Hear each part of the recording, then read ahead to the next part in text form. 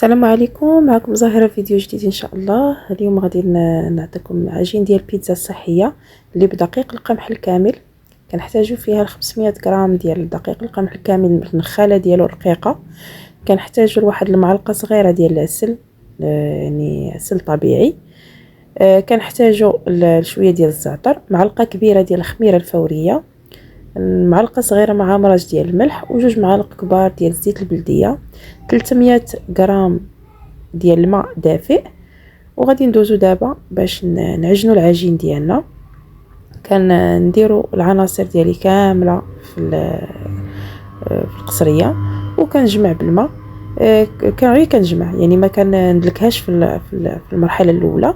صافي كيف ما كتشوفوا غادي نخلط العناصر ديالي كامله صافي، وكنجمعها، كنغطيها بواحد الزويف وكنخليها ترتاح لمده ديال 5 حتى 10 دقائق ترتاح مزيان. من بعد عاد غادي ندوزو باش ندلكوها.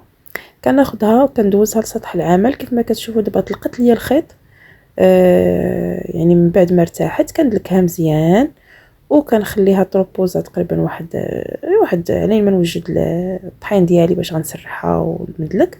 صافي كناخذ نفس يعني النوعيه ديال الطحين، يعني الطحين ديال القمح بالنخاله ديالو رقيقه، وكنسرح العجين ديالي وكنقطعوه. السمك ديالو كيكون ماشي رقيق بزاف وماشي غليظ، تقريبا واحد سنتيم، 1.5. صافي كنتقبوا العجين قبل ما نقطعوها. هذه راه ما درتهاش معكم، يعني خديت فرشه وتقبتها كل وحده بوحدها. هنا من الاحسن انكم تقبوها بالبيكي او بفرشه قبل. صافي وكنخليو العجين اللي بقى ليا يرتاح المره الثانيه، عاد كنسرحوه. صافي من بعد كنكونوا شعلنا الفران مسخن على درجه حراره عاليه، كنخليو مده ديال 10 دقائق كطيب، يعني غير كتنفخ. صافي كنخرجوها. ومن بعد حنا كندوزو باش نجمعوها. هنا بالنسبه للطريقه ديال التلف ديالها، كناخذوا الفيلم اليمونتير وكنديروا كل باط مع الوجه ديالها باش ما كتلاصقش وباش ما يخسرش ليها الفورمه ديالها.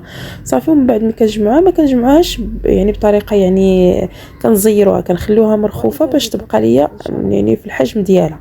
وهذه هي النتيجه النهائيه.